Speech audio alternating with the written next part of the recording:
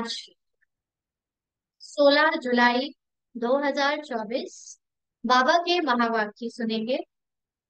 बाबा ने कहा, मीठे बच्चे, हाँ जी बाबा, ड्रामा की यथार्थ नॉलेज से ही तुम अचल, अडोल और एक रस रह सकते हो। माया के तूफान तुम्हें हिला नहीं सकते।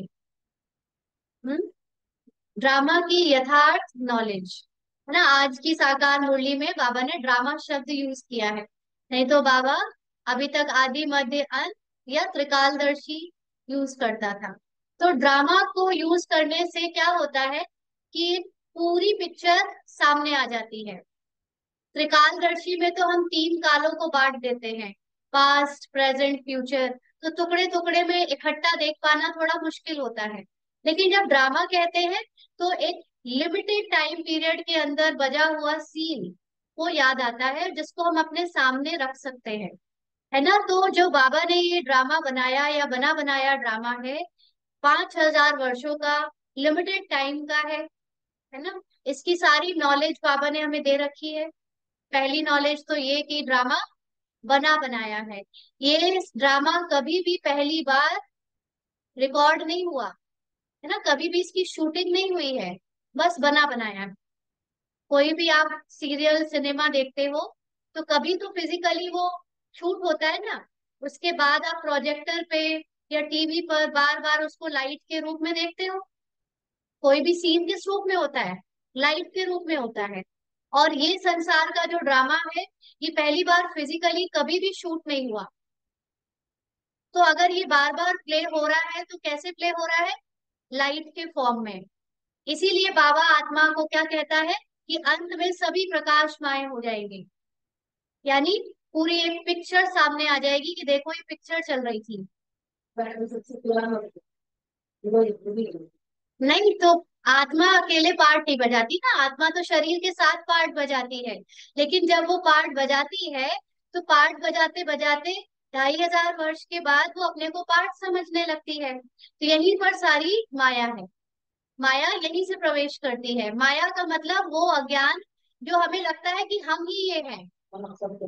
तो लास्ट में जब सबको ये ज्ञान हो जाएगा या सब आत्म अभिमानी बन जाएंगे, तो ऑटोमेटिकली सबको ये समझ आ जाएगा कि ये सब कुछ एक क्या था, फिक्शियस था।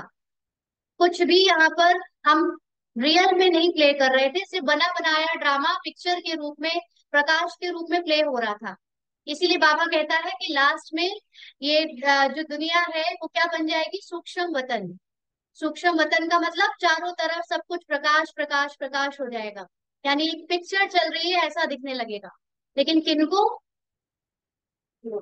जिनकी आत्मिक अवस्था अच्छे से बन गई है, जिन जो पूरे ज्ञान के सागर बन जाएंगे उनको। इसीलिए दादियां जो है, जब गुलजार दादी अपने लास्ट के 2-3 साल की स्टेज पे थे, तो एकदम वो अपने छोटे से कमरे में आ, निराकारी स्टेज में ही हर पल रहती थी, है ना। अपनी अनादि स्वरूप में स्थित रहती थी। और जैसे ड्रामा एक पिक्चर की तरह उनके सामने चलता था, उनको कोई देखने की या न्यूज की जरूरत नहीं पड़ती थी।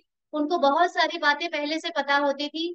दादी जानकी ने जब शरीर छोड़ा उनको बताया गया, तो भी उन्होंने ऐसा रिएक्शन कुछ भी नहीं दिया जैसे कोई नई बात हो। जैसे उनको पता था, ऐसे उनके एक्सप्रेशन में आता था। तो इसलिए जब हम साक्षी होकर इस पूरी दुनिया के चल रहे ड्रामा से बाहर अपने को बैठालते हैं बाबा के साथ, तो जैसे एक टीवी स्क्रीन पर सब कुछ चल रहा है ऐसे देखते हैं, तो हमारी अवस्था क्या हो जाती है? अचल, अडोल और एक रस। क्यों? क्योंकि फिर ये ज्ञान हमें हो जाता है कि संसार में चाहे वो मेरे साथ कुछ भी हो रहा है, चाहे औरों के साथ, सब कुछ क्या है? सिर्फ एक सीन है, सिर्फ एक दृश्य है, पार्ट है, उसमें रियलिटी नहीं है। तो आप उससे प्रभावित होना बंद कर देते हो।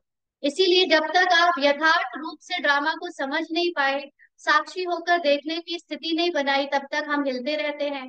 बाहर परिस्थिति में क्या होता है? अवस्था ऊपर नीचे होती है। तो जब ड्रामा की यथार्थ नॉलेज हमें पता चल जाएगी तो ही हम अचल, अडोल और एकरस रह सकते हैं।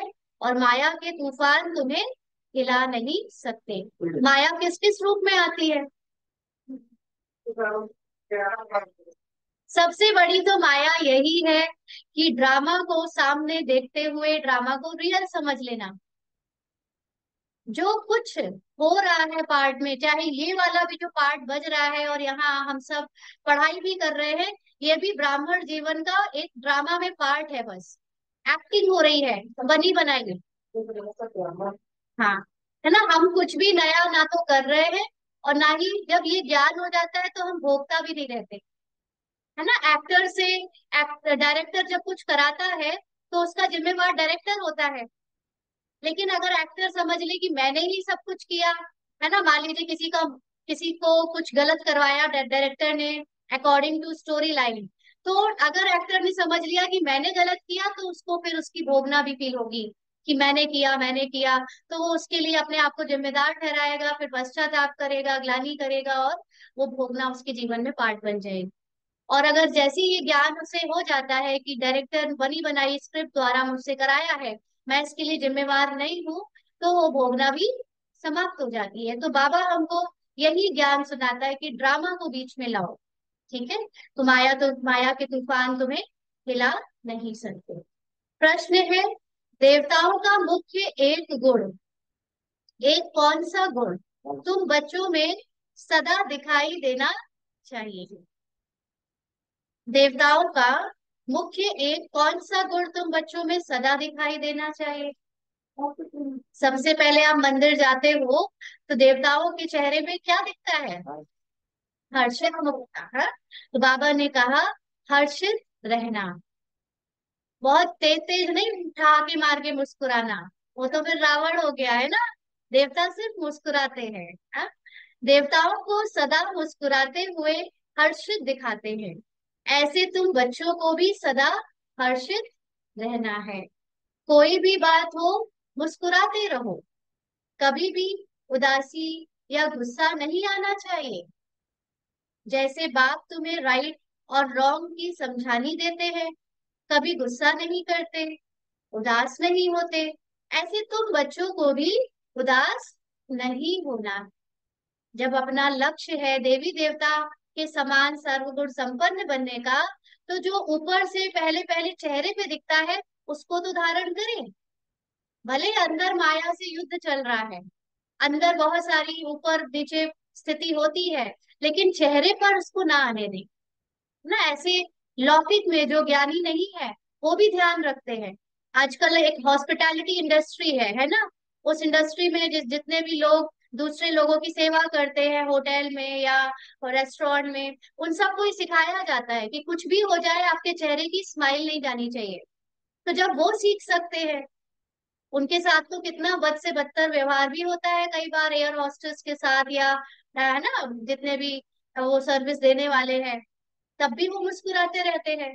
आजकल तो मार्केटिंग में भी सिखाया जाता है कस्टमर से सदा मुस्कुरा कर बात करो, चाहे वो आपकी कितनी भी इंसल्ट करे।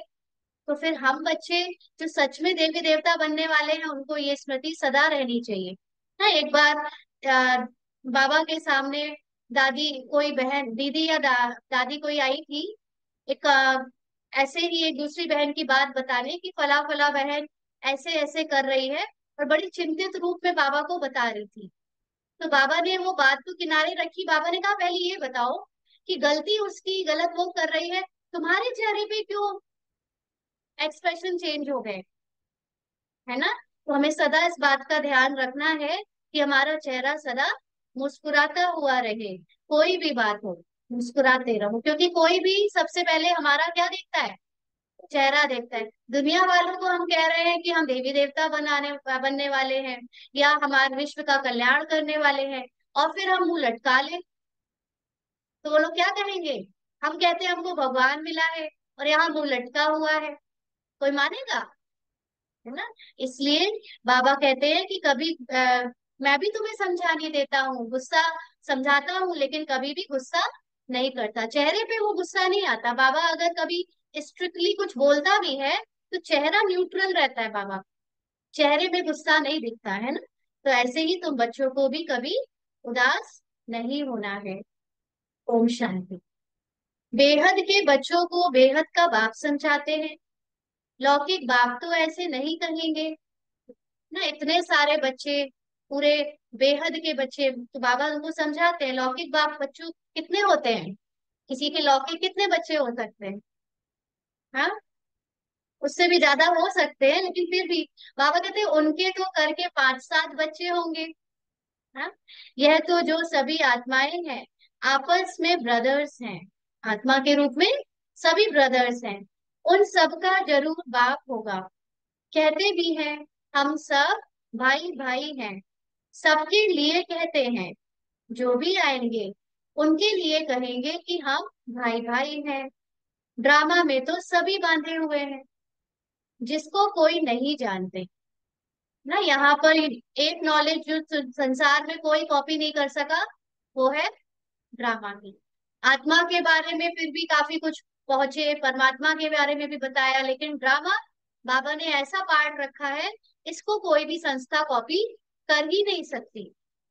तो बाबा कहते हैं यह ना जानना भी ड्रामा में नूंद है, जो बाप ही आकर सुनाते हैं। कथाएं आदि जब बैठ सुनाते हैं तो कहते हैं परम पिता परमात्माए नमः।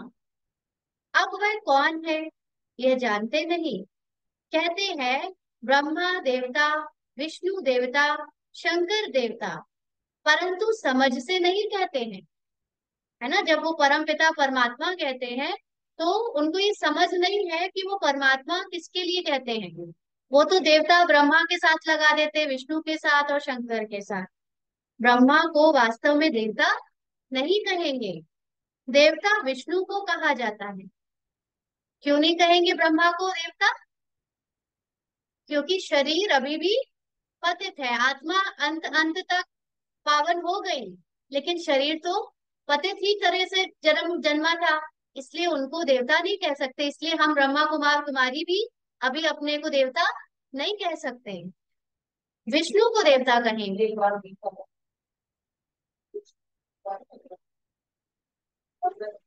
विष्णु बन गए, माना विष्णु ने वो शरीर भी अपना देवताई वाला पा लिया। है ना, ब्रह्मा का शरीर तो देवताई वाला नहीं था, इसलिए कलयुगी शरीर उनका था, इसलिए उनको देवता नहीं कहते।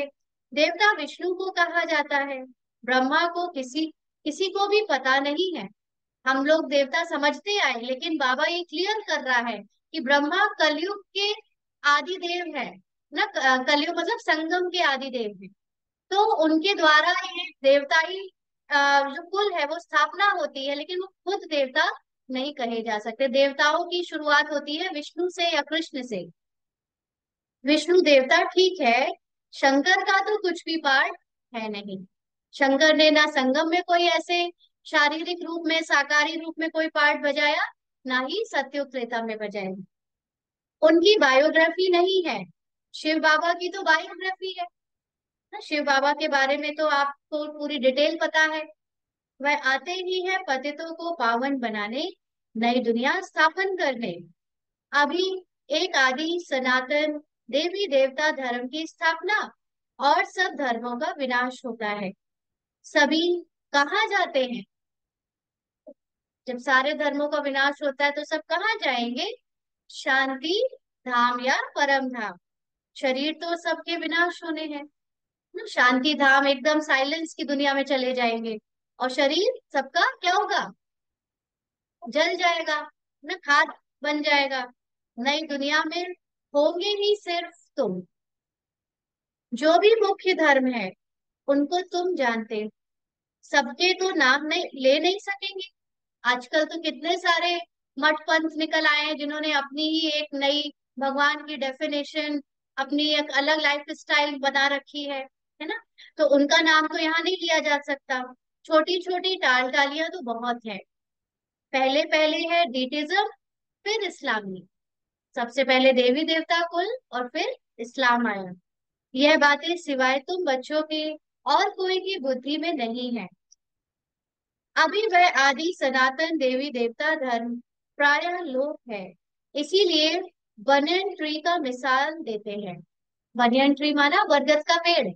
बरगद के पेड़ में क्या होता है, जहां जहां जड़ गिरती जाती है, जमीन में धंस जाती है, वहां से उसका फुर बन जाता है, और जो मेन फुर होता है वो धीरे धीरे सड़ जाता है, गायब हो जाता है। ऐसे कलकत्ता में है ना, एक पेड़ है जो बहुत बड़े एरिया में ऐसे फैला हुआ है। तो इसीलिए दिखाया कि देवी देवता जो मेन कोर है, मेन धर्म है, वो गायब, और उसकी कई सारी डाल डालियां जो है वो उसको साधे हुए हैं, फाउंडेशन है नहीं। सबसे बड़ी आयु इस बनियन ट्री की होती है, तो इसमें सबसे बड़ी आयु है आदि सनातन देवी देवता धर्म की। वह जब प्रायः लोप हो, तब तो बाप आकर कहें कि अभी एक धर्म की स्थापना और अनेक धर्मों का विनाश होना है, इसीलिए त्रिमूर्ति भी बनाया है। परंतु अर्थ नहीं समझते हैं, है ना। तीनों को, देवता को तो दिखा दिया, लेकिन जो शिव बाबा की बिंदी है वो नहीं दिखाते भक्ति मार्ग में। तुम बच्चे जानते हो ऊंच से ऊंच भगवान है, फिर ब्रह्मा विष्णु शंकर, फिर सृष्टि पर आते हैं, तो देवी देवताओं के सिवाय और कोई धर्म है नहीं। भक्ति मार्ग की भी ड्रामा में नोंद है। भक्ति मार्ग माना जब भगवान को ढूंढेंगे, ज्ञान एकदम खाली हो जाएगा, है ना, अपनी आत्मिक स्थिति, अपनी आत्मिक स्मृति ही भूल जाएगी, तो फिर वो ड्रामा भक्ति कहलाती है, जो कि खुद ड्रामा में नूंद है। पहले शिव की भक्ति करते हैं, फिर देवताओं की। भारत की ही तो बात है, बाकी तो समझते हैं। हमारा धर्म, मठ, पंथ कब स्थापन होता है, बाकी सबको पता है, सारे धर्म वालों को। जैसे आर्य लोग कहते हम बहुत पुराने हैं, वास्तव में सबसे पुराना तो है ही आदि सनातन देवी देवता धर्म। तुम जब झाड़ पर समझाते हो तो खुद भी समझ लेंगे कि हमारा धर्म फलाने समय पर आएगा, ना। जब दो चित्र है, एक झाड़ वाला कल्प वृक्ष वाला और एक सीढ़ी वाला, उसको समझाने से दूसरे धर्म वालों को क्लियर हो जाएगा कि उनका धर्म कब आएगा। सबको जो आदि अनादि अविनाशी पाठ मिला हुआ है, सो बजाना है। इसमें कोई का दोष व भूल नहीं कह सकते। कल भी बाबा ने क्या कहा था, कभी किसी की सुनी सुनाई बातों में विश्वास नहीं करना है। तो जिसको ड्रामा का ज्ञान क्लियर है, उसको पता है कि हर एक एकदम एक्यूरेट अपना पार्ट बजा रहा है ना। चाहे वो ब्रह्मा कुमारी का बजाए, चाहे वो अज्ञानी का बजाए, चाहे वो कोई भी धर्म का बजाए, सब एक्यूरेट पार्ट बजा रहे हैं, किसी का कोई दोष या भूल नहीं कह सकते। तो क्या होगा, उसके लिए रहम और सच्चा स्नेह आएगा। नहीं तो क्या होता है कि जो हमारे जैसे नहीं दिखते, जो हमारी लाइफ स्टाइल फॉलो नहीं करते, हम उनको दूजा समझ लेते, उनको पराया समझ लेते, फिर उनके प्रति दृष्टि हमारी क्या हो जाती है, थोड़ी सी अपवित्र हो जाती है। तो इसीलिए यहाँ पर ब्रह्मा कुमारी जीवन का पुरुषार्थ सबसे हाईएस्ट तब होगा जब आप सबको निर्दोष दृष्टि से देखोगे। यह तो सिर्फ समझाया जाता है, पाप आत्मा क्यों बने हो, है ना। पाप आत्मा बाबा इसलिए कहता है क्योंकि आत्मा उस समय पाप करने का पार्ट बजा रही है। मनुष्य कहेंगे हम बेहद के बाप के सब बच्चे हैं, फिर सब ब्रदर्स सतयुग में क्यों नहीं है, हाँ, क्यों नहीं है।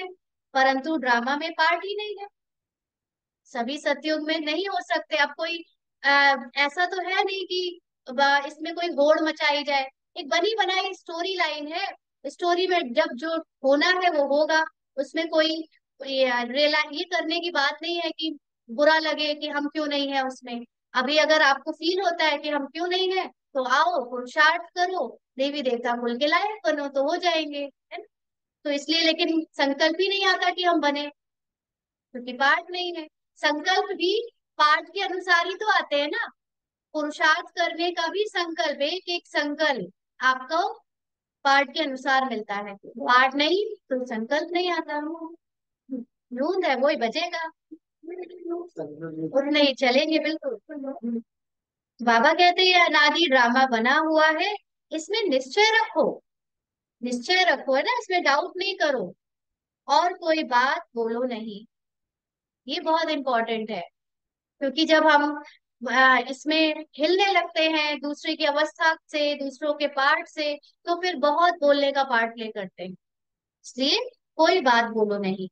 चक्र भी दिखाया है कैसे यह फिरता है, कल्प वृक्ष का भी चित्र है, परंतु यह कोई जानते नहीं कि इनकी आयु कितनी है। अच्छा, क्या होता है ना, जब वो हम लोग चित्र समझाते हैं नए लोगों को, है ना, तो उसमें कई लोग बहस करने लगते हैं, अच्छा आप ही जाएंगे सत्युग में, है ना, इस तरह से। तो उनको क्या बोलना है, ये बना बनाया ड्रामा है, ये अनादि बना बनाया ड्रामा है। हाँ, नहीं वो तो ठीक है, बाबा ने क्या कहा, बाबा ने यही कहा कि उनसे बोलो ये अनादि बना बनाया ड्रामा है, इसमें निश्चय रखो और कोई बात मत बोलो। ज्यादा बहस करेंगे कि आप पढ़ेंगे ये करेंगे वो करेंगे तो फिर वो लंबा खिंच जाएगा, बस इतना बोलो। तो बाबा कहते परंतु यह कोई जानते नहीं कि इनकी आयु कितनी है, बात कोई की निंदा नहीं करते हैं। कभी कभी यहाँ पर कुछ स्टूडेंट्स आए, तो जब बाबा ने कृष्ण को या दूसरे पार्ट देवताओं को, उनकी जो पुरानी हमने सुनी हुई है का बातें, उसको क्लियर करके जब बाबा ने समझाया तो उन्होंने क्या बोला कि आप लोग निंदा करते हो दूसरों की ना। अब उनको ये समझ नहीं है कि हम जो बनने वाले हैं उस पार्ट की निंदा क्यों करेंगे। लेकिन जो पार्ट के बारे में गलत फहमियां फैलाई गई है वो तो भगवान जानता है ना। सबसे बड़ी बात है कि भगवान पे निश्चय नहीं, जब तक बाबा पर निश्चय नहीं है इस ज्ञान पर निश्चय कैसे करेंगे। बाबा कहते यह तो समझाया जाता है, तुमको भी समझाते हैं, तुम कितने पावन थे, अभी पतित बने हो तो पुकारते हो, हे पतित पावन आओ। पहले तो तुम सबको पावन बनना है, पहले तो जो यहाँ बैठे हैं उनको पावन बनना है, फिर नंबरवार पार्ट बजाने आना है। आत्माएं सब ऊपर में रहती हैं ना, जब आत्माएं अकेले बिना शरीर के रहती हैं तो कैसी है, कैसी है। बिंदु तो चलिए उनका शेप साइज हो गया, गुणों में कैसी है, पावन है, सब एक जैसी है, सब एक जैसी सतो गुण है ना, गुणी है। तो ऊपर में रहती माना सारी आत्माएं सतो गुणी है, ये होता है ऊपर में रहना। और पार्ट में आना मतलब अब उनके जो सतो प्रधानता है वो धीरे धीरे कम होती जाएगी, ये है नीचे आना। हाँ, नहीं बाबा ने कहा ना कि कृष्ण से लक्ष्मी नारायण तक बनने में भी अंतर आ जाता है। तो जैसे ही पहला जन्म हुआ धीरे धीरे तो आत्मा पुरानी होने ही लगती है ना। जैसे कोई गाड़ी आप शोरूम से निकालो तो दूसरे ही दिन उसमें डेप्रिसिएशन लग जाता है, ऐसे ही आत्मा का पार्ट जैसे ही नीचे आया बस उसका तो वो जो गुण है जो कला है हल्की हल्की सी उसमें उतार शुरू हो जाता है। बाप भी ऊपर में रहते हैं, यानी बाबा तो सदा ही अपनी वो सतोगुणी सतो प्रधानता में रहते हैं। फिर उनको बुलाते हैं कि आओ, ऐसे वे बुलाने से आते नहीं है। एक तरफ से बाबा कहता है कि तुम्हारे बुलाने से आता हूँ, और फिर कहता है ऐसे बुलाने से नहीं आता हूँ, जब पार्ट होता है तब आता हूँ ना। बाप कहते हैं मेरा भी ड्रामा में पार्ट मूंढा हुआ है, जब पार्ट होएगा तभी आएगा। तो उनको बुलाना भी एक फॉर्मेलिटी है ना, जो ये भी भक्ति मार्ग में पहले से फिक्स्ड है। जैसे हद के ड्रामा में भी बड़े बड़े मुख्य एक्टर्स का पार्ट होता है, यह फिर है बेहद का ड्रामा, है ना। क्योंकि हद के ड्रामा में तो टाइम होता है कि इतने घंटे चलेगा, बेहद के ड्रामा में तो टाइम ही नहीं। वैसे मनुष्य साकार लोक में 5,000 का टाइम है, लेकिन वैसे तो अनलिमिटेड टाइम से ये ड्रामा चला जा रहा है। सब ड्रामा के बंधन में बंधे हुए हैं, इसका मतलब यह नहीं कि धागे में बंधे हुए हो। कोई भी चीज स्थूलता में नहीं समझना है, बंधने का मतलब ये नहीं कि धागे से बांध दिया। यहाँ पे बातें स्थूल से हमें सूक्ष्म सूक्ष्म अति सूक्ष्म की तरफ चले जाना है। अभी हम ज्ञान को उस दृष्टि से देखते हैं जो भक्ति में हमने देख देख कर सीखी। धीरे धीरे अब हमें वो चीजें दिखनी शुरू हो जानी चाहिए जो दिख नहीं रही हैं, उसको कहते हैं अति सूक्ष्म यथार्थ ज्ञान। तो बाबा कहते हैं इसका मतलब ये नहीं कि धागे धागे में बंधे हुए हो, नहीं। यह बात समझाते हैं वह है जड़ झाड़। अगर बीज चैतन्य होता तो उसको मालूम होता ना कि यह कैसे झाड़ बड़ा हो फिर फल देंगे। अब जो ये बाहर के पेड़ पौधे होते हैं उनका बीज क्या होता है, जड़ होता है। वो अपने बारे में कुछ बोल पाता है क्या कि मेरे अंदर कौन सा पेड़ का या फल का बीज है ना। तो लेकिन चैतन्य होता तो बता पाता। यह तो चैतन्य बीज कौन, शिव बाबा। इस मनुष्य सृष्टि रूपी झाड़ का इसको उल्टा झाड़ कहा जाता है, क्योंकि उल्टा झाड़ का मतलब बाबा ऊपर सदा ही सतो प्रधान स्थिति में, और जब उल्टा पेड़ है यानी हम सब धीरे धीरे नीचे आना शुरू करते हैं। तो बाप तो है नॉलेजफुल, उनको सारे झाड़ की नॉलेज है, यानी पूरे ह्यूमन साइकिल की पूरी नॉलेज है कि साकार में आत्माएं नीचे कैसे कैसे पार्ट प्ले करती है। यह है वही गीता की नॉलेज, कोई नई बात नहीं है। यहाँ बाबा कोई श्लोक आदि नहीं उच्चारते हैं, वो लोग तो ग्रंथ पढ़कर फिर अर्थ बैठ समझाते हैं। बाप समझाते हैं, यह है पढ़ाई। जब ब्रह्मा बाबा थे तब तो और भी हम लोग तो फिर भी ये 4 पेज की मुरली लेकर बैठे हैं। ब्रह्मा बाबा तो कोई पेपर लेकर नहीं बैठता था, है ना। तो ब्रह्मा बाबा के साथ जब शिव बाबा प्रवेश करता था, तो शिव बाबा तो खुद ही ज्ञान का सागर है। उस समय तो सारा ज्ञान बिना किसी शास्त्र नॉलेज या ग्रंथ के होता था। तो बाप समझाते हैं, ये है पढ़ाई, इसमें श्लोक आदि की दरकार नहीं। उन शास्त्रों की पढ़ाई में कोई एम ऑब्जेक्ट है नहीं। कहते भी है ज्ञान भक्ति और फिर वैराग्य। ज्ञान भक्ति वैराग्य का मतलब, ज्ञान हो गया सतयुग त्रेता का लाइफ, ज्ञान युक्त लाइफ है ना सतयुग त्रेता में कि मैं आत्मा हूँ। फिर द्वापर कलयुग हो गया भक्ति की लाइफ, अज्ञानता की लाइफ, और ये संगम युग है वैराग्य की लाइफ। अब हम सबको किस बात का वैराग्य आना चाहिए? ड्रामा का। खाना पीना ही तो छोटी छोटी बातें हो गई, पूरा ड्रामा अपने से अलग कर लो। ये जो मन है ना, सबसे बड़ा वैराग्य मन का। इस मन को जो हमने समझ रखा है कि ये मैं हूँ, इससे अपने को अलग करना है। ये सबसे बड़ा पुरुषार्थ है। हर समय आपका मन जो कहता है, जैसे अभी, हाँ, कठिन नहीं है, अटेंशन रखना है। जैसे आप यहाँ सुबह उठे आने के लिए, है ना, मन में कुछ आया कि आज नहीं जाते, आत्मा तुरंत अपने मन से अपने को अलग कर ले कि मन कह रहा है। आत्मा तो सदा ही ज्ञान के लिए जाएगी, आत्मा कभी आलस से नहीं दिखाएगी। तो ये बात पूरे जीवन में, ये जो ब्राह्मण पुरुषार्थी जीवन है, इसमें मन से खुद को अलग करते रहना है, क्योंकि मन अभी तमो प्रधान प्रभाव लिए हुए है, और ये आपको बार बार गिराएगा। इसी में तो सबसे ज्यादा माया आती है, इस मन में। दूसरों को देखकर माया पता चल जाती है, काम क्रोध लोभ मोह अहंकार मोटे मोटे रूप से सब पता चल जाते हैं। लेकिन जो सूक्ष्म चीज है वो है अपने अंदर ये मन। इस मन से अपने को अलग करना है, क्योंकि आत्मा अपने अनादि रूप में मन बुद्धि संस्कार को भी मर्ज किए हुए, उसमें कोई मन और कोई बुद्धि का पार्ट नहीं चलता है। अनादि संस्कार मतलब सुषुप्त अवस्था। ठीक है। तो बाबा कहते हैं, कहते भी है ज्ञान भक्ति और वैराग्य, तो ये संगम युग में वैराग्य तो दिखाना है। ब्रह्मा बाबा फर्स्ट नंबर पे क्यों गया? झटकू वैराग आ गया, एक बार में बाबा को वैराग आ गया कि अब कुछ भी नहीं चाहिए मुझे इस ड्रामा का।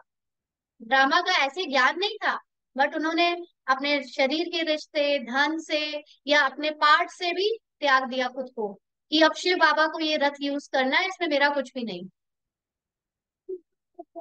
हाँ, पार्ट है उनका, लेकिन हमारा पार्ट भी तो पढ़ने का है, हमको भी तो वैरागी बनना है। वही तो शंकर का रूप दिखाया है ना। तो ये पुरानी दुनिया विनाश होती है। सन्यासियों का है हद का वैराग्य, तुम्हारा है बेहद का वैराग्य। बेहद का मतलब पूरा ड्रामा, कोई पूरी कहानी 5,000 साल की वैराग, इससे वैराग। शंकराचार्य आते हैं, तब वह बैठ सिखलाते हैं कि घर बार से वैराग्य करो। शंकराचार्य को तो कोई ड्रामा का ज्ञान नहीं था, वो तो ड्रामा में सिर्फ आपको गृहस्थी से निर्वृत्ति बनाने के लिए आते हैं।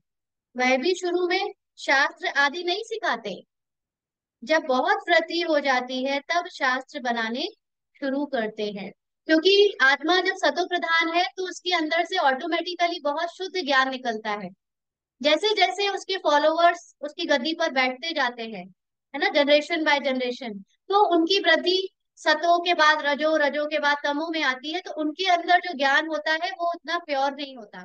इसलिए फिर पुरानी जो बातें सिखाई गई उसका शास्त्र बनाना पड़ता है कि अब इसमें ये लोग अपनी मनमत ना मिलाएं। तो पहले पहले तो धर्म स्थापन करने वाला एक ही होता है, फिर आहिस्ते आहिस्ते वृद्धि को पाते हैं। यह भी समझना है, सृष्टि में पहले पहले कौन सा धर्म था? अभी तो अनेक धर्म है। आदि सनातन देवी देवता धर्म, हाँ, जिसको स्वर्ग हेवन कहते हैं। तुम बच्चे रचयिता और रचना को जानने से आस्तिक बन जाते हो। तो रचयिता में शिव बाबा आ जाता है और रचना में आत्मा और ये पूरा ड्रामा आ जाता है। नास्तिक पने का कितना दुख होता है, निधन के बन पड़ते हैं, आपस में लड़ते झगड़ते रहते हैं। नास्तिक का मतलब जब यथार्थ ज्ञान नहीं होता अपना और परमात्मा का, तो फिर आपस में वही जो मिक्स नॉलेज है, जो गलत नॉलेज है, मनमत है, उसके लिए आपस में लड़ते झगड़ते रहते हैं। कहते हैं ना, तुम आपस में लड़ते रहते हो, तुम्हारा कोई धनी थोड़ी नहीं है क्या। घर में जब बड़े बच्चे लड़ते हैं, कोई बड़ा ना हो, तो पड़ोसी क्या बोलते हैं, कोई धनी थोड़ी नहीं है क्या घर में जो लड़ रहे हो आपस में। हाँ? इस समय सब निधन के बन पड़ते हैं। नई दुनिया में पवित्रता, सुख, शांति सब था, अपार सुख थे। यहाँ अपरम अपार दुख है। वह है सतयुग के और यह है कलयुग के। अभी तुम्हारा है पुरुषोत्तम संगम युग। यह पुरुषोत्तम संगम युग एक ही होता है। सतयुग त्रेता के संगम को पुरुषोत्तम नहीं कहेंगे। यहाँ है असुर और वहां है देवताएं। असुर का मतलब हम सब राक्षस थे। आसुरी प्रवृत्तियां, है ना, ऐसा नहीं कि हम ही, हमारे अंदर आसुरी वृत्तियां थी ना, तो वो आसुरी वृत्तियां निकालनी है। बाबा कहते तुम जानते हो यह रावण राज्य है। रावण के ऊपर गधे का शीश दिखाते हैं। क्यों दिखाते हैं, जबकि रावण को तो बड़ा बड़ा विद्वान ज्ञानी कहते हैं, तो भी गधा दिखाते हैं, क्यों।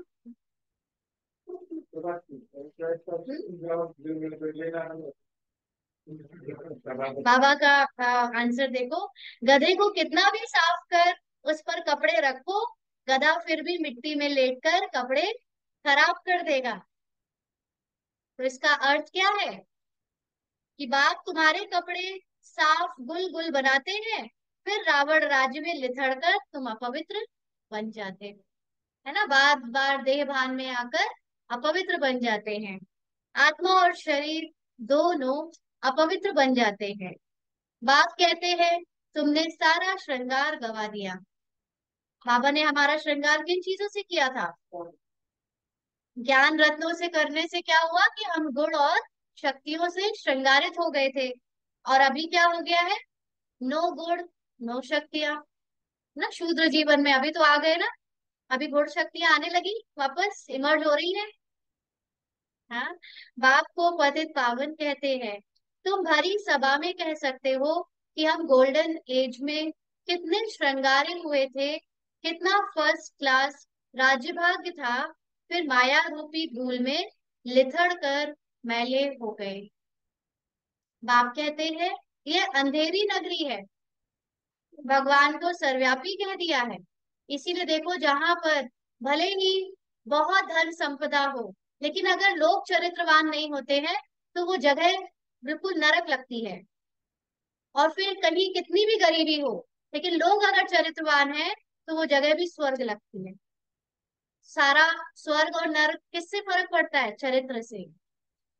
भगवान को सर्वव्यापी कह दिया है। जो कुछ हुआ वह हूबहू रिपीट होगा, इसमें मूंझने की दरकार नहीं है। 5,000 वर्ष में कितने मिनट, घंटे, सेकंड हैं। एक बच्चे ने सब धर्म वालों का हिसाब निकाल कर भेजा था, इसमें भी बुद्धि व्यर्थ की होगी। क्या करना है इतना डिटेल में जाकर, मुख्य बात क्या है। बाबा का जब ये यथार्थ ज्ञान मिला है, तो बाबा ने पूरे ज्ञान का एक सार एक लाइन में क्या बताया है, मन मना भव। पता चल गया ठीक है, लेकिन अब हम उसकी ये डिटेल वो डिटेल, ये पता कर रहे हैं वो पता कर रहे हैं, चलो ठीक है कि हम लोग उस बुद्धि से आए हैं जो तमो प्रधान बुद्धि में पूरा लॉजिकल एक्सप्लेनेशन चाहिए, साइंटिफिक एक्सप्लेनेशन चाहिए, तब तक ठीक है। लेकिन उसके बाद जब आपको निश्चय हो गया कि ये बाबा है, तब तो मन मनाभव होना ही सबसे बुद्धि वाला काम है ना। तो बाबा समझा, तो ऐसे ही समझाते हैं कि दुनिया कैसे चलती है। अभी 1 मिनट के लिए सभी मन मनाभव हो जाए।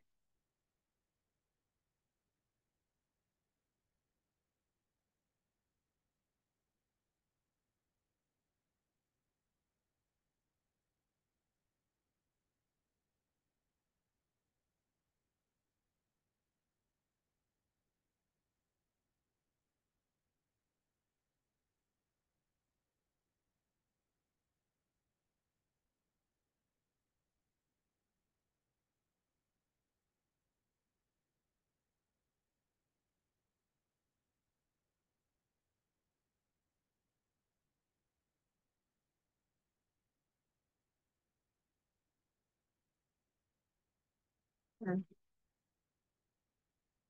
आगे बाबा कहते, प्रजापिता ब्रह्मा है, ग्रेट ग्रेट ग्रैंड फादर किसका? मनुष्य सृष्टि का। उनका ऑक्यूपेशन कोई नहीं जानते।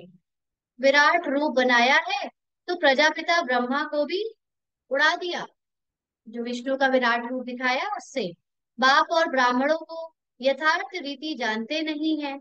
उनको कहते भी हैं आदि देव, है ना, हमारे धर्म में आदि देव कहते हैं, मुसलमान धर्म में आदम बीवी कहते हैं, और क्रिश्चियन धर्म में एडम और ईव कहते हैं। बाप समझाते हैं, मैं इस झाड़ का चैतन्य बीज रूप हूँ, यह उल्टा झाड़ है। बाप जो सत्य है, चैतन्य है, ज्ञान का सागर है, उनकी ही महिमा की जाती है। आत्मा ना हो तो चल फिर भी ना सके। गर्भ में भी 5-6 मास के बाद आत्मा प्रवेश करती है, 5th 6th मंथ में मोशंस फील होते हैं। तो यह भी ड्रामा बना हुआ है। फिर आत्मा निकल जाती है तो खलास। आत्मा अविनाशी है, वह पार्ट बजाती है। यह बाप आकर रियलाइज कराते हैं। ज्ञान तो ये गीता में सुना दिया गया था, जो हम लोग पुस्तक वाली गीता पढ़ते थे, लेकिन रियलाइजेशन नहीं था, अपने अंदर उस आत्मा को अनुभव नहीं किया था। ये बाबा कराता है। आत्मा इतनी छोटी बिंदी है, उसमें अविनाशी पार्ट भरा हुआ है। परम पिता भी आत्मा है, उनको ज्ञान का सागर कहा जाता है। वही आत्मा का रियलाइजेशन कराते हैं। वह तो सिर्फ कह देते कि परमात्मा सर्वशक्तिवान, हजारों सूर्यों से तेजोमय है, परंतु समझते कुछ नहीं। कौन कहते हैं ऐसा? भक्ति वाले, है ना, भक्ति में ऐसे कहते आए परंतु समझते कुछ नहीं। बाप कहते हैं, यह सब भक्ति मार्ग में वर्णन किया हुआ है और शास्त्रों में लिख दिया है। अर्जुन को साक्षात्कार हुआ तो कहा कि मैं इतना तेज सहन नहीं कर सकता हूँ। ये क्या किया? गीता में ऐसा लिखा हुआ है। तो वह बात मनुष्यों की बुद्धि में बैठी हुई है। भगवान इतना तेजोमय है हजारों सूर्यों से, ये बात कहाँ से मनुष्यों को याद रहती है? गीता में जो अर्जुन का दृष्टांत दिया है उससे। बाबा कहते हैं कि इतना तेजोमय अगर किसी के अंदर प्रवेश करे तो फट जाए, है ना, जो दिखाते हैं। अगर भगवान इतना तेजोमय हो, सूरज के समान, तो वो तो जब प्रवेश करे किसी के अंदर अपवित्र देह में, तो फट जाए। ज्ञान तो नहीं है ना। बाबा क्या है? बाबा ज्ञान है। इसीलिए बाबा को कहते हैं शीतल। जैसे जैसे ज्ञान होता जाता है, ये कर्मेंद्रियां शीतल होने लगती हैं। तो समझते हैं परमात्मा तो हजारों सूर्यों से तेजोमय है। भक्ति में हमको उनका साक्षात्कार चाहिए। हर आपको भी है भी कामना साक्षात्कार की? है? इतना समझ लेना, साक्षात्कार में आपको जो दिखा तो माया में फंस जाओगे। फिर आपको लगेगा कि बस यही बाबा है, क्योंकि बाबा दिखता नहीं है, और साक्षात्कार में आपको कुछ दिखेगा। और जब दिखेगा तो आप फंस जाओगे कि यही बाबा है, इसके सिवा बाबा कुछ और हो ही नहीं सकता। और बाबा तो जो है वो दिख ही नहीं सकता। इसीलिए साक्षात्कार वालों में बहुत ये द्वंद रहता है, वो यथार्थ ज्ञान को समझ नहीं पाते। क्योंकि जो देख लिया है साक्षात्कार में, उनको उससे अलग कुछ बिलीव ही नहीं होता। और बाबा तो दिखता नहीं है, सच्चाई तो यही है। हाँ, इसीलिए तो भक्ति में लोग इतना कट्टर हो जाते हैं, तो पहचान नहीं पाएंगे। हाँ, जिसका चित्र, जिसकी मूर्ति एक बार हमने विश्वास कर ली कि वो ऐसी है, फिर आपको वो रियल भी आके आ जाए ना सामने, तो भी आप विश्वास नहीं करोगे। बहुतों को दिखा, अभी हर्षू की बहन का ऑपरेशन हुआ, वो कहती हमको दिखा। तो वो दिखना बाबा भावना कुछ दिखा देता है, लेकिन रियल में भगवान दिखता भी नहीं। तो बाबा कहते हैं ज्ञान तो नहीं है ना, तो समझते हैं परमात्मा। तो क्या होता है ना, जब हमें साक्षात्कार किसी को भी होता है तो उसको बताने में बड़ा सुख आता है कि हम श्रेष्ठ हैं। ध्यान लग, यही तो गलत फहमी है। ध्यान कुछ अच्छा लगना और बुरा लगना होता ही नहीं है। ये जो हम लोगों ने योग और मेडिटेशन सीखा है ना, उसमें जो हम लोग कहते हैं बहुत अच्छा लग रहा है, आज बहुत अच्छा नहीं लग रहा है, और फिर हम उसी अच्छा लगने को ढूंढते रहते हैं कि वो एक दिन तो बहुत अच्छा लगा था, इतने दिन से अच्छा लग ही नहीं रहा। यही तो बहुत बड़ा माया है। जैसे ही मन में आया कि आज मन नहीं लग रहा, आज अच्छा नहीं लग रहा, आपने क्या किया, बाबा के ज्ञान से अपने को दूर कर लिया, है ना। तो यही माया है। बाबा ने जब आपको ये ज्ञान दे दिया कि अपने को आत्मा समझना है और मुझ परमपिता परमात्मा को भी आत्मा रूप में याद करना है, आपको कुछ दिखे चाहे ना दिखे, अपने को आत्मा में स्थित करना है, दैट्स इट। बहुत सारे बेचारे बच्चे, दिखती नहीं मुझे आत्मा तो मतलब मेरा योग नहीं लग रहा, यही तो माया है सबसे बड़ी। जो ये संकल्प आपको आता है ना, मेरा योग नहीं लग रहा, ये माया है।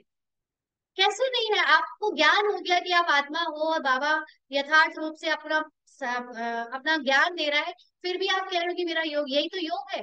बाबा को यथार्थ जान लेना, बाबा का ज्ञान यथार्थ जान लेना। तो ये बाबा के बच्चे जो आज बार बार हिलते हैं मेरा योग नहीं लग रहा, ये साक्षात्कार वालों ने जो बताया है ना, मुझे ये दिखा मुझे वो दिखा, बेचारे वो दूसरे बच्चे इसीलिए वो मूंझ जाते हैं। और ये बिल्कुल सच्चाई नहीं है कि जिसने साक्षात्कार किया है वो भगवान को यथार्थ जानता है। ये हो ही नहीं सकता। इसीलिए मम्मा को साक्षात्कार नहीं हुआ, लेकिन मम्मा ने यथार्थ बाबा को जाना है। ब्रह्मा बाबा को साक्षात्कार हुए, लेकिन बाबा ने 33 वर्ष तक अपने को यथार्थ आत्मिक रूप में स्थित करने में पुरुषार्थ किया। अगर ये साक्षात्कार से उनको पता चल जाता कि भगवान कैसा है और मैं कैसा हूं, तो बने बनाए बन गए थे। 33 साल का पुरुषार्थ क्यों चला? ये शरीर भूलना, सब कुछ भूलना, इसके लिए 33 वर्ष का पुरुषार्थ चला। तो साक्षात्कार में धोखे के बहुत चांसेस है। इसलिए तो बाबा ने कहा शुरू में अनेकों को साक्षात्कार कराए, सब भाग गए। कितने भाग गए, कितने गायब हो गए? सब नहीं भागे, लेकिन अनेक भाग गए। ज्ञान ही साक्षात्कार है, ज्ञान ही दृष्टि है, ज्ञान ही प्रकाश है। इसीलिए नॉलेज इज लाइट, ये मुहावरा हम लोग बचपन से पढ़ते आ रहे हैं, नॉलेज इज लाइट। लाइट, और हम लाइट है मतलब हम नॉलेज ही तो है। हमें नॉलेज ही तो पता है, तब तो हम अपने को जान गए हैं। आपके सामने बिंदु खूब चमकती रहे, आपको ज्ञान नहीं है तो क्या करोगे? बिंदु का क्या कर लोगे आप? और नॉलेज है लेकिन आपको बिंदु नहीं दिख रही, तो भी आप बहुत ऊंची अवस्था में जा सकते हो। हाँ, सब कुछ ज्ञान है। इसलिए बाबा ने ज्ञान को कहा है आधार बनाओ, और कोई साक्षात्कार को आधार नहीं बनाना। तो बाबा कहते हैं कि समझते परमात्मा तो हजारों सूर्यों से तेजोमय है, हमको उनका साक्षात्कार चाहिए। भक्ति की भावना बैठी हुई है, तो उनको वह साक्षात्कार भी होता है। बाबा भावना का फल देता है ना। शुरू शुरू में तुम्हारे पास भी ऐसे बहुत साक्षात्कार करते थे, आंखें लाल हो जाती थी, साक्षात्कार किया, और आज वह कहाँ है? बताओ। पाठ नहीं, धोखा। साक्षात्कार में बहुत बड़ा धोखा है। आप उसके सिवा कुछ और समझने को राजी नहीं होते हो फिर, है ना। बाबा कहते हैं वह सभी है भक्ति मार्ग की बातें। देखिए साक्षात्कार हम सबको हुए हैं। बाबा के जितने भी बच्चे हैं, ऐसा कोई नहीं है जिसको साक्षात्कार नहीं हुआ।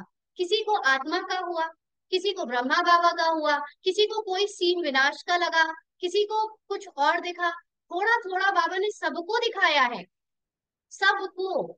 क्यों दिखाया है? क्यों दिखाया? कि विश्वास बैठ जाए, ज्ञान में आगे बढ़े, इसलिए दिखाया।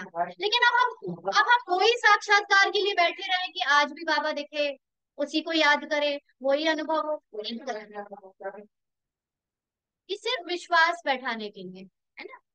तो बाबा कहते हैं वह सभी है भक्ति मार्ग की बातें, तो यह सब आप समझाते हैं, इसमें ग्लानि की कोई बात नहीं। बच्चों को सदैव हर्षित रहना चाहिए, यह तो ड्रामा बना हुआ है। मुझे इतनी गालियां देते हैं, फिर मैं क्या करता हूँ? गुस्सा आता है क्या?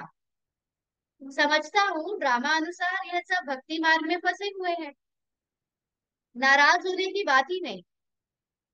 जब बच्चे आपके साथ खेलते हैं और बच्चे आपके लिए चिल्लाने लगते हैं, चीटिंग करी, या आपके लिए उल्टा सीधा ऐसे बोलने लगते हैं, तो दादाजी या पापा या फादर पूरा मानते हैं क्या?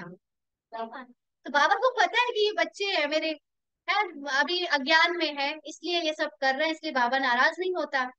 तो ऐसे ही जो बाबा का बच्चा इस अवस्था में रहेगा, उसको भी नाराजगी नहीं होगी। ड्रामा ऐसा बना हुआ है, प्यार से समझानी देनी होती है। बेचारे अज्ञान अंधेरे में पड़े हैं, नहीं समझते हैं तो तरस भी पड़ता है। सदैव मुस्कुराते रहना चाहिए। यह बेचारे स्वर्ग के द्वारे आ नहीं सकेंगे, जो मुस्कुराएंगे नहीं। नहीं मुस्कुराना मतलब छतरी में जाना, है ना। छतरी मतलब अंदर युद्ध चल रहा है, वो चेहरे पे दिख रहा है, आप छतरी की कैटेगरी, आप त्रेता में जाओगे। स्वर्ग यानी सतयुग में नहीं आ पाओगे, सतयुग में तो कृष्ण के जैसे मुस्कुराता हुआ चेहरा जाएगा, है ना। तो बाबा कहते हैं सदैव मुस्कुराते रहना चाहिए, यह बेचारे स्वर्ग के द्वारे आ नहीं सकेंगे। यह सब है शांति धाम में जाने वाले। और जो बाकी दुनिया के अज्ञान में है, वो सब कहाँ जाएंगे? बस वो तो शांति में जाएंगे, सुख तो देखेंगे नहीं। यह सब चाहते भी हैं शांति ही है, सॉरी, सब चाहते भी शांति ही है। तो बात ही रियल समझाते हैं। अभी तुम जानते हो कि यह खेल बना हुआ है, ड्रामा में हर एक को पार्ट मिला हुआ है। इसमें बड़ी अचल स्थैर्यम बुद्धि चाहिए। जब तक अचल अडोल एक रस अवस्था नहीं, तब तक पुरुषार्थ कैसे करेंगे? पुरुषार्थ का मतलब क्या होता है? एक लाइन में, एक लाइन में, आत्मिक अवस्था निरंतर बन जाना, ये है पुरुषार्थ। और अगर हम देह भान और पार्ट को देखकर हिले जा रहे हैं, इसका मतलब ना तो हमें अपने पार्ट पर निश्चय है, ना उनके पार्ट पर निश्चय है, यानी ड्रामा का यथार्थ ज्ञान ही नहीं है। तो आत्मिक अवस्था कैसे बनेगी? पार्ट ही में डूबे हुए हैं अभी तक। हाँ? कुछ भी हो, भले तूफान आए, परंतु स्थैर्यम रहना है। माया के तूफान तो ढेर आएंगे, सबसे ज्यादा तो माया किस में आती है? अपने संकल्पों में आती है ना। और पिछाड़ी तक आएंगे, एंड तक आएंगे। अवस्था मजबूत चाहिए, है ना। अपने शरीर में दर्द भी फील हो रहा है, ये भी क्या है? माया ही तो है ना। ये संकल्प की दर्द फील हो रहा है, ये माया है। अब इससे कैसे बचोगे? इस माया को कैसे दूर करोगे? एक संकल्प क्रिएट करके कि जस्ट ये शरीर की फीलिंग है, मैं तो आत्मा सदा स्वस्थ हूँ। इससे ध्यान हटाएंगे, अपनी स्वस्थ या अपनी संपूर्ण अवस्था पे टिकाएंगे। शरीर की माया एंड। जो भी आपको शरीर शरीर के पार्ट में दिख रहा है अवस्था बिगाड़ने के लिए, उससे ध्यान हटा देना है। वो तभी ध्यान हटेगा जब आपको अपनी सत्य अवस्था पर ध्यान लगा होगा तब। तो बाबा कहते हैं अवस्था मजबूत चाहिए। ये है गुप्त मेहनत, ये अंदर ही अंदर की मेहनत, कोई शोर नहीं मचाना है इसके लिए। कई बच्चे पुरुषार्थ कर तूफान को उड़ाते रहते हैं। जितना जो पास होगा उतना ऊंच पद पाएगा। राजधानी में पद तो बहुत है ना। सबसे अच्छे चित्र हैं त्रिमूर्ति गोला और झाड़, यह शुरू के बने हुए हैं ना। ब्रह्मा विष्णु शंकर वाला, ऊपर शिव बिंदु और झाड़। विलायत में सर्विस के लिए भी यह दो चित्र ले जाने हैं, इन पर ही वह अच्छी रीति समझ सकेंगे। बाबा सर्विस के अनेक पॉइंट्स देता रहता है। आहिस्ते आहिस्ते बाबा जो चाहते हैं कि यह चित्र कपड़े पर हो, वह भी बनते जाएंगे। अब तो फ्लैक्स फ्लैक्स पे बनाना बड़ा कॉमन हो गया है।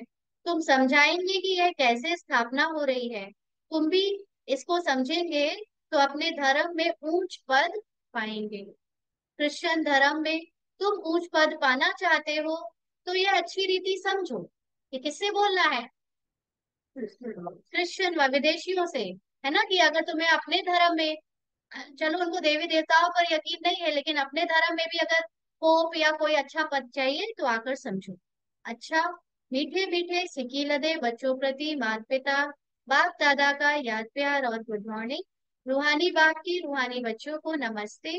हम रूहानी बच्चों की रूहानी बाप दादा को याद प्यार, गुड मॉर्निंग और नमस्ते बाबा, शुक्रिया, थैंक यू बाप। धारणा के लिए मुख्य सार। पहला पॉइंट, इस पुरुषोत्तम संगम युग पर पवित्र बन स्वयं का श्रृंगार करना है। किस चीज से श्रृंगार करना है? ज्ञान रत्नों का। और फिर ज्ञान रतन से क्या होगा? गुणों का श्रृंगार हो जाएगा। कभी भी माया की धूल में लिथड़ कर श्रृंगार बिगाड़ना नहीं है। इस ड्रामा को यथार्थ रीति समझकर अपनी अवस्था अचल अडोल स्थैर्यम बनानी है। सदा ध्यान रखना, ये सब कुछ ड्रामा का एक सीन है, एक दृश्य है। और अपने आप को सदा बाबा के साथ बैठा के रखना, कंबाइंड रखना। तो यहाँ पर जो भी पार्ट है उसको बाबा के साथ कंबाइंड होकर देखना। तो जब कंबाइंड होकर बजेगा पार्ट, तो उसमें कुछ भी आपकी स्थिति हिलेगी नहीं। देखिए यहाँ पर ना हम स्थिति को दो रूप में चेक करते हैं, एक मन की अवस्था और एक आत्मा की उसकी रियल अवस्था। अब मन की अवस्था तो हिलती डुलती रहेगी। क्यों? क्योंकि मन तो अभी पार्ट का मन है ना। आपके अंदर ये जो मन है, ये किसका मन है? पार्ट का मन है, ये रूपाली का मन है अभी। तो रूपाली के पार्ट में अगर ऊपर नीचे होगा, ये मन तो हिलेगा। लेकिन बाबा कौन सी बात की स्थैर्यम कह रहा है? इस मन की नहीं, जो आत्मा है। आत्मा को जो ये ज्ञान है कि वो अचल अडोल स्थित है, वो साइलेंस में स्थित है, वो अपनी संपूर्णता में स्थित है, वो स्थिति में स्थित रहना ही अचल अडोल रहना है। तो आत्मा जब अपने इस पार्ट को, रूपाली के पार्ट को, के पार्ट को अपने से अलग कर लेती है, तो मन को हिलता डुलता देखते हुए भी वो अपनी स्थिरता को भूलती नहीं, और तब उसकी अवस्था अचल अडोल होने लगती है। नहीं तो मन तो आपका लास्ट तक हिलने वाला है। शरीर में दर्द होएगा, तुरंत मन को फील होगा। कोई परिस्थिति आएगी, तुरंत मन को फील होगा। क्योंकि आत्मा और इस पांच तत्वों का जो ड्रामा है, उसको जोड़ता क्या है? ये शरीर और मन। तो शरीर में कुछ ना कुछ लगा रहेगा और मन में भी कुछ ना कुछ लगा रहेगा। क्योंकि मन के ऊपर तो पिछले 63 जन्म के संस्कार है ना। मन, बुद्धि, संस्कार तीनों क्या है? पार्ट का है। इससे अपने को अलग करना है, तब आत्मा अपनी अचल अडोल स्थिति में रह सकती है। कभी भी मूंझना नहीं, सदैव हर्षित रहना। मन में आ रहा है कि उदासी है, मन में आ रहा है हलचल है, लेकिन आत्मा जानती है कि मेरी स्थिति सदा अचल अडोल है। तो उसके चेहरे पर वो अपनी स्थिति को मेंटेन रख सकती है। नहीं तो मन के रूप में आएंगे ना, तो स्वरूप बन जाएंगे अभी उदासी का, परेशानी का।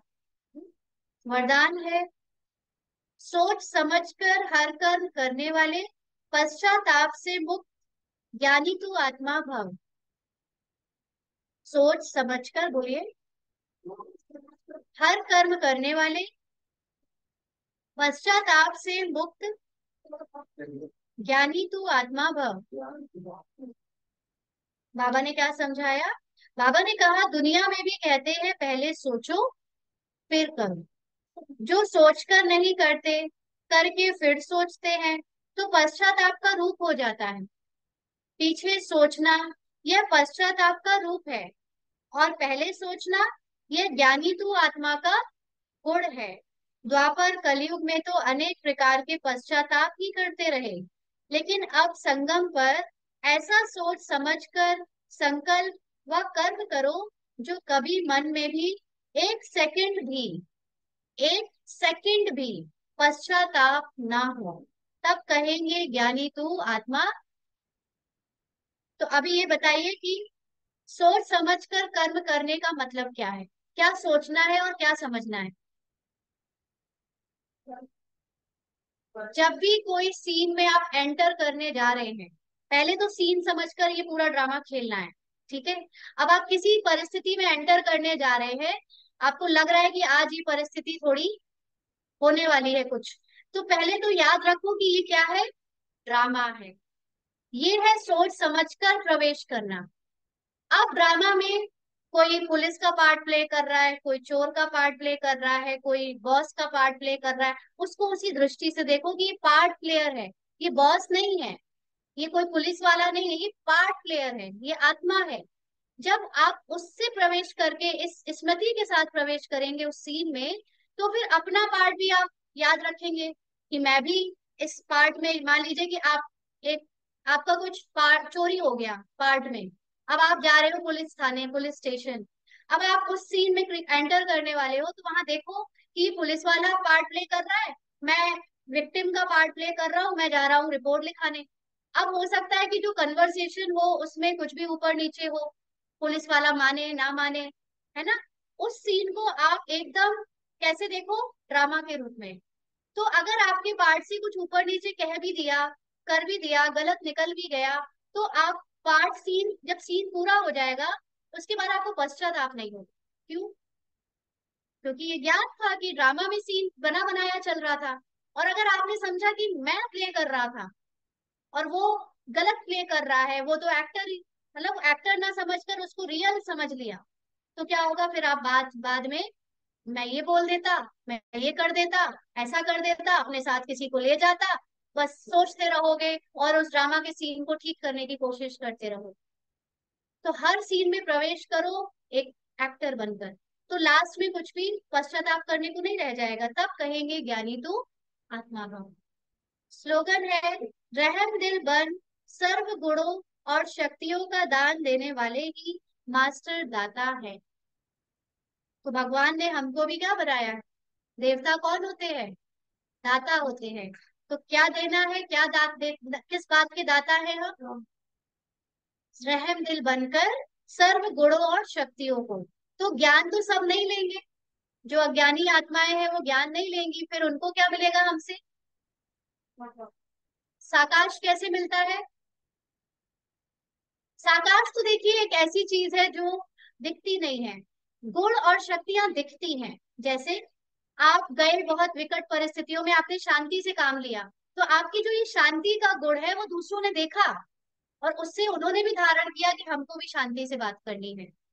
आपने बहुत हलचल वाली जगह पर प्रेम से बात करी, तो सामने वालों ने, अज्ञानियों ने देखा कि तो बहुत प्रेम से बात करते हैं, हमें भी प्रेम सीखना है। ये है गुणों का और शक्तियों का दान, ना, ये दिखने वाली चीजें हैं। तो इसको ही हमें दान करना है इस समय, और ऐसे मास्टर दाता बनना है। शांति। आज के अव्यक्त इशारे 16 तारीख के। परोपकार की भावना रख, हर आत्मा के गुणों को ही देखो। हर आत्मा के गुणों को देखो। अब गुण कैसे देखेंगे आप? एकदम अज्ञानी आत्मा आई, अनजान आत्मा आई आपके सामने, अब उसका क्या पता आपको क्या गुण है, क्या विशेषता है? तो कौन सी गुणों की बात कर रहा है बाबा? उसके अनादि गुण, वो भी सातों गुणों से भरपूर है। वो भी शांत स्वरूप है, वो भी प्रेम स्वरूप है, वो भी शक्ति स्वरूप, आनंद स्वरूप, परम पवित्र है। ये सातों गुणों से उसको देखो, है ना?